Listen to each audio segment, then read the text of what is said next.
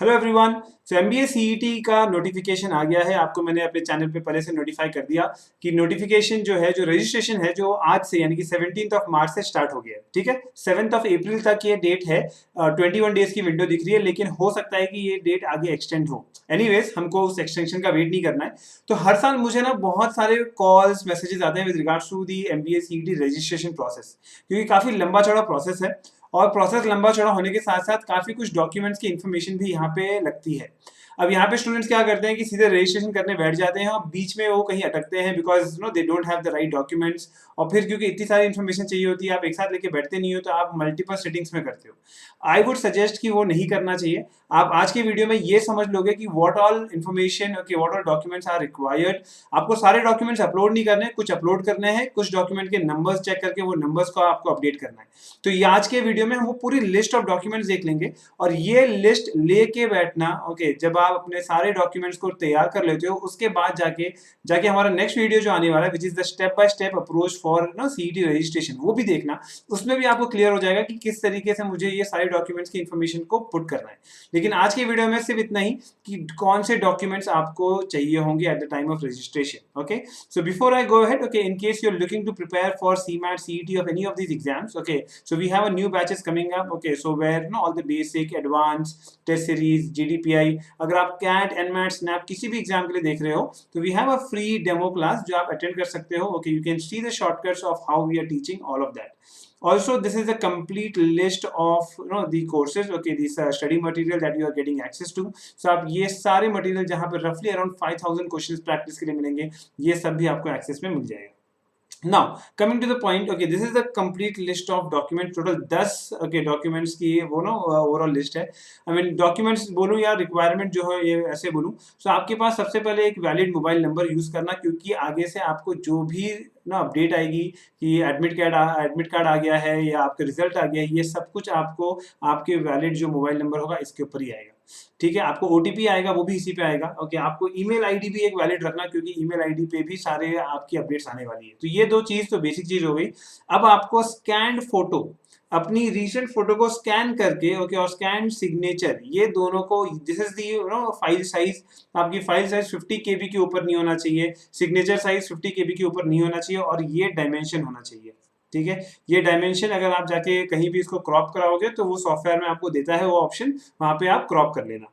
ये मैं आपको खास तौर से हाईलाइट इसलिए कर रहा हूँ कि मुझे इतने कॉल्स आते हैं, इतने फोन कॉल्स आते हैं सेइंग दैट कि सर मेरी फोटो अपलोड नहीं हो रही है, सर मेरा सिग्नेचर अपलोड नहीं हो रहा है, सर सब कुछ सही है, लेकिन जब मैं चेक करता हूँ तो उनका साइज सही नहीं होता, या तो फाइल साइज सही नहीं है, या तो डायमेंशन सही नहीं है। तो इसको अच्छे से देखना कि आप रजिस्ट्रेशन स्टार्ट करने से पहले जाके किसी साइबर कैफे में या कहीं भी किसी जेरॉक्स शॉप में जाके स्कैन कर लेना अपने फोटो को, प्रॉपर ये साइज का लेके आना, और वैसे ही अपने सिग्नेचर को भी रखना। एंड रिमेंबर, आपकी फोटो भी क्लियर होनी चाहिए और सिग्नेचर भी क्लियर होना चाहिए। अगर कहीं से भी कुछ कट हो रहा है, ओके, या ब्लर है, तो ये उसको एक्सेप्ट नहीं करेंगे, और फिर आपको फिर से मैसेज आएगा कि ये अपडेट नहीं हो रहा है। तो ये ध्यान रखना, आपको ये क्लियर होना चाहिए। ठीक है ना। नेक्स्ट इज, आपको एसएससी और एचएससी की मार्कशीट चाहिए होगा। ये मार्कशीट आपको अपलोड नहीं करना, लेकिन यहाँ से जो मार्क्स है, ये मार्क्स आपको अपडेट करना होगा। तो यहाँ पे आप ये नहीं करना कि गलती से अपने हिसाब से, अरे मेरे को इतना था उतना था। आपको देखो और एग्जैक्ट जितना मार्क्स ऑब्टेन्ड है, जितने टोटल मार्क्स हैं, वो हिसाब से करो। यहाँ पे कई बार बच्चे पूछते हैं कि आपको यहाँ पे कोई अगर बेस्ट ऑफ 5 था या इस तरीके से था, ये सब यहाँ पे चीजें नहीं होती हैं। आपका जो मार्कशीट में दिया है वो मार्कशीट में अपडेट करो, simple as that. Okay, best of 5, best of 3 करते मत जाओ। मार्कशीट में जो आपको total marks obtained, total marks जो हो गए आपके सारे सब्जेक्ट्स के मार्क्स, वो जो आ रहा है वो आपको यहाँ पे अपडेट करना है। ठीक है, आपका पोस्टल एड्रेस, जो जहाँ पे आपको घर पे जो चीजें आप चाहते हो, ओके, जैसे कोरियर आती है, कभी कभी स्कोर कार्ड कोरियर आ जाता है बच्चों को, तो यस, यहाँ पे आपका जो भी आपका पोस्टल एड्रेस होगा, उसका pin code, details, taluka, okay, district, सब कुछ यहाँ पे एकदम क्लियर रखना। Now category certificates, now in some of the cases, okay, आपको वहाँ पे कैटेगरी के सर्टिफिकेट अपडेट भी करने पड़ेंगे। Okay, and in some of the cases मैंने देखा है कि वहाँ पे सिर्फ सर्टिफिकेट का नंबर लगेगा। आपके पास सर्टिफिकेट अगर है, कोई भी कैटेगरी, आप एससी, एसटी, ईडब्ल्यूएस, कोई भी कैटेगरी के हो, अपने सर्टिफिकेट को हैंडी रखो। ओके, अगर आपके पास ये है कि आप उस कैटेगरी में आते हो, लेकिन अगर आपके पास सर्टिफिकेट नहीं है, आपने अप्लाई करके रखा है, तो उसकी जो स्लिप होगी ना, वो स्लिप कम से कम रेडी करके रखो, क्योंकि वो नंबर्स आपको एंट्री करने पड़ सकते हैं। ठीक है, तो ये ध्यान रखना, अगर आपने अप्लाई किया है तो उसका स्लिप रेडी रखो, और अगर आपके पास सर्टिफिकेट है पहले से तो सर्टिफिकेट रेडी रखो। लेकिन अगर आप उस कैटेगरी में आते हो और आपके पास सर्टिफिकेट नहीं है और आपने अप्लाई भी नहीं किया है, तब तो आपके पास कोई डॉक्यूमेंट होगा ही नहीं। ओके, तो आप सीधे प्रोसेस स्टार्ट करो, और वहाँ पे एक ऑप्शन आता है जहाँ पे आप ये नो क्लिक कर सकते हो कि आप इस कैटेगरी में हो लेकिन आपके पास सर्टिफिकेट नहीं है, ऐसा ऑप्शन भी आता है। ये सारी चीज़ें आपको हमारे स्टेप बाय स्टेप वाले जो प्रोसेस होगा ना उस वीडियो में दिख जाएगा, तो ध्यान से देखना वो वीडियो भी जो हमारे चैनल पे आने वाला है। Next part, graduation certificate. ठीक है, अगर आपका ग्रेजुएशन खत्म हो चुका है, ओके, तो आपको ग्रेजुएशन सर्टिफिकेट की जरूरत पड़ेगी, क्योंकि यहाँ पे आपको इसके स्कोर्स भी डालने पड़ते हैं। क्या क्या आपके मार्क्स है, कि अगर आप फाइनल ईयर में हो, अगर आप अपियरिंग कर रहे हो कि ग्रेजुएशन अभी आपका आपने दे दिया लेकिन अभी तक सर्टिफिकेट हाथ में नहीं आया है, okay, in that case also आप अभी अपियरिंग ही हो। ये बहुत इंपॉर्टेंट पार्ट है कि अगर आपने ग्रेजुएशन का final year exam for example दे दिया है लेकिन अभी तक आपका सर्टिफिकेट हाथ में नहीं आया है, तो आप अपियरिंग ही करोगे, क्योंकि जब तक आपका सर्टिफिकेट हाथ में नहीं आ जाता, जब तक आपकी फाइनल मार्कशीट हाथ में नहीं आ जाती है, तब तक आपका ग्रेजुएशन कंप्लीट नहीं माना जाता है। भले ही आपने एग्जाम दे दिया है, ओके, फाइनल ईयर का, बट अभी आपका सर्टिफिकेट हाथ में नहीं आया है।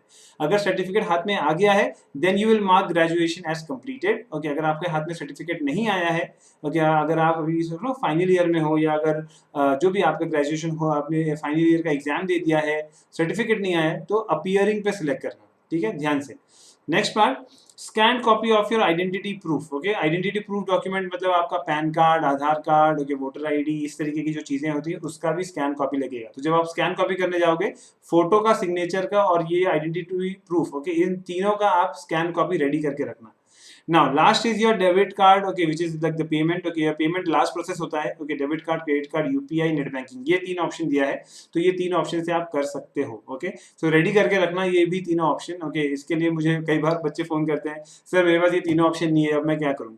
अब मैं आपको क्या हेल्प कर सकता हूँ उसके अंदर। ओके, सो मेरी तरफ से जो आपको हेल्प है वो ये है कि आपको सही प्रोसेस बता दिया, you have to make arrangement for it. Okay, debit card, credit card, UPI, net banking आपके पास नहीं है, किसी और से अरेंज करा लो, कुछ कर लो, लेकिन ये प्रोसेस, ओके, चीजें अपनी सेट करके रखना, ताकि आप एक बार बैठो और ढंग से अपना पूरा प्रोसेस जो है रजिस्ट्रेशन का वो एक साथ ही खत्म कर देना। ठीक है, लास्ट मोमेंट तक मत होल्ड करना, क्योंकि सीईटी वालों का वैसे भी भरोसा नहीं है।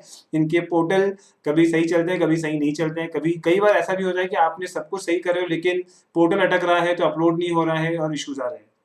तो यहाँ पे ध्यान देने की जरूरत है कि आप ये डॉक्यूमेंट्स रेडी करके रख लो, और जितना जल्दी हो सकता है बहुत ही स्मूथ प्रोसेस में एक बार बैठ के पूरा रजिस्ट्रेशन प्रोसेस कंप्लीट कर लेना। Okay, and as I said, okay, the step by step process for CET registration is going to come on our channel, so make sure that you go and watch that video as well. All the best.